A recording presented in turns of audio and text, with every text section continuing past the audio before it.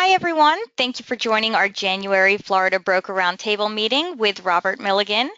Today's topic is Ideas to Boost Your Business in 2016. Before we begin, I would just like to say how happy we are to now offer a ton of great free marketing tools to all of our agents, and this is through our partnership with agentmarketing.com. Our goal is to always give back to our agents by offering the newest tools and technology to you. None of this would be possible without you and your amazing amount of agent referrals to AJI. As Allison James continues to grow, with agents referring other agents to our brokerage, we will be able to provide more of these tools to you. And remember, you can earn a monthly or yearly residual payment simply by having an agent join us. All you need to do is contact Jeff Jabora or Alicia Aratari in our National Growth and Development Department and provide them with the contact information of the agent who you would like to refer over. And with that being said, I'm going to now pass it over to Robert Milligan. Good morning, Robert. Good morning, Victoria. Thank you so much, and thank you everyone for joining us this morning.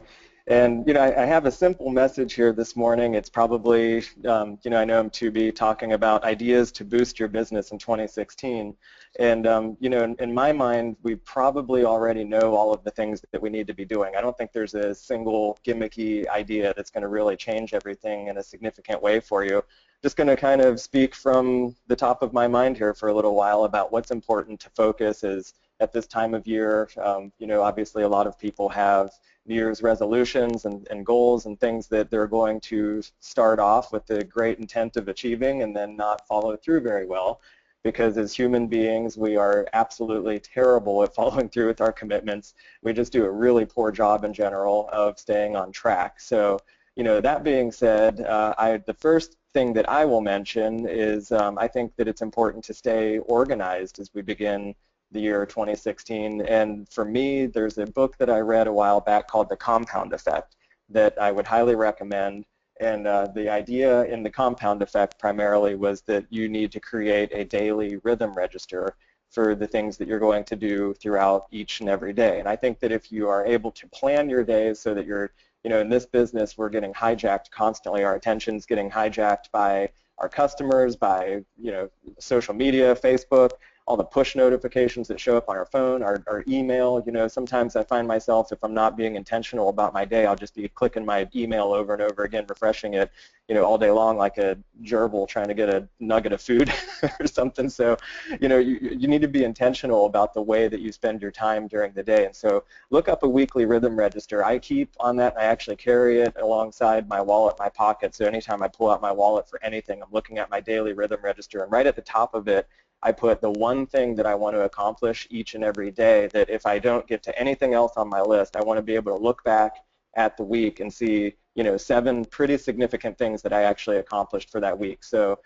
something that's really important for me for keeping myself on track, because I'll tell you, even bodybuilders or anybody that's done anything significant that you look at it and think, wow, that was a really difficult, great achievement, or they must be talented, or they must have some special ability, some special DNA, something like that. It's really not usually the case. Usually they're just doing very, very simple, repetitive things over and over again, and they're able to do that in a way that that they can be more disciplined and stay on track for a longer duration than anybody else. I think a lot of bodybuilders might only actually exercise 30 minutes to 60 minutes a day, but they do it every single day and they're strict with their diet. So I know bodybuilding's not necessarily my focus and probably not yours, but there's a lot of truths that you can learn from other people's habits, their rituals, their patterns, their routines. So I put the one thing every single day that I want to do. I want to look back at the end of my week and make sure that I did 7 fairly remarkable things. I have my other list, and I have actually a register for my rhythm for each and every day. I decide in advance which days I'm going to do which activities, so that's very important to me. The other thing that I would mention that's more specific to real estate itself is in our market in Florida, which I assume is probably the case throughout most of the entire state of Florida, we are still very, very much in a seller's market. So, we don't want to avoid buyers. We don't want to not service buyers. But I think, it just makes logical sense. If you're going to put more energy into a certain aspect of your business while we're in a seller's market, why not put more of your energy in working with sellers? So, for me, that means being more intentional about marketing for your listing services, positioning yourself in a way, because each of us are going to be in different positions in our career. Whenever you're new in your career, you're generally not going to be positioned in the most optimal way to work with sellers. Usually sellers want a track record. They want to see that you've been successful, and they want to see what kind of success stories that you've created for other people.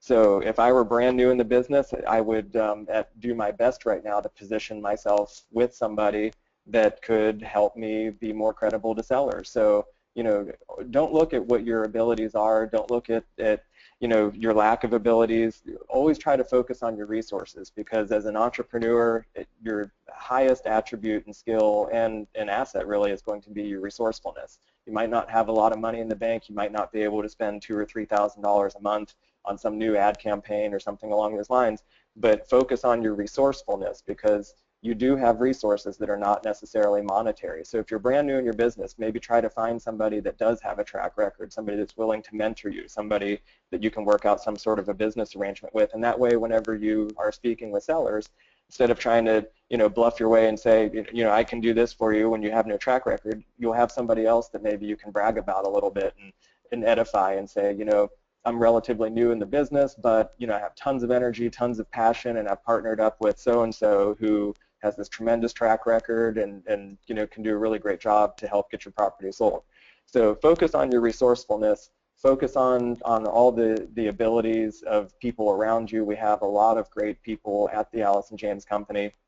A lot of great, and we've got agents in most every major market now in the entire state of Florida. So we have a lot of really significant things that you can certainly participate in, take advantage of. Victoria's doing great trainings all the time. So those are my messages. I mean, there's nothing really gimmicky or new or ideas perhaps to boost your business. I mean, I'm here just to tell you what you probably already know, and you just need to actually do it, because I think that, myself included, I know what I need to do this year. I know what I did pretty good last year. I know what I need to do a lot better at this year. And I think that really we just need a mechanism to make sure that we actually follow through with those things. So, for me, that's the weekly rhythm register. For you, it might be something different, but that's my message as we get kicked off, brand new year here. We've got a phenomenal market to participate in. This is going on my 15th year in this career in the business, and over those years, like many of you, I've experienced the best of markets. I've experienced the worst of markets and the Great Recession. We've seen a lot of different stuff, and some of you that have been in the business even longer than I have remember 20% interest rates and all kinds of curveballs and crazy things. But there's always a way. One thing, another nugget that I had a mentor share with me that's always stuck with me is that the market is neither good nor bad. It's good for somebody and it's bad for somebody else. It's our job to make sure that we're positioned in a way that it's going to be good for us. So in good markets and bad markets, there's always a niche. There's always a way to go and create a business, create a niche out of whatever the situation is presently. So, it's our job to do that, but right now we have a very easy market to sell in. We have an easy market to be successful in. We're going to see loans become progressively easier for buyers to get this year, and a lot of other good things coming our way. So that's my message for this morning, and of course, if you have any questions or need help whatsoever, reach out to your company, reach out to myself, to Victoria, to corporate, and we're always here to help you. So Victoria? Perfect. Thank you so much, Robert. And I really love that weekly rhythm register idea. I think I'm going to start using that. So thank you so much for that information today. And everyone, you can always contact corporate directly at 866-463-5780.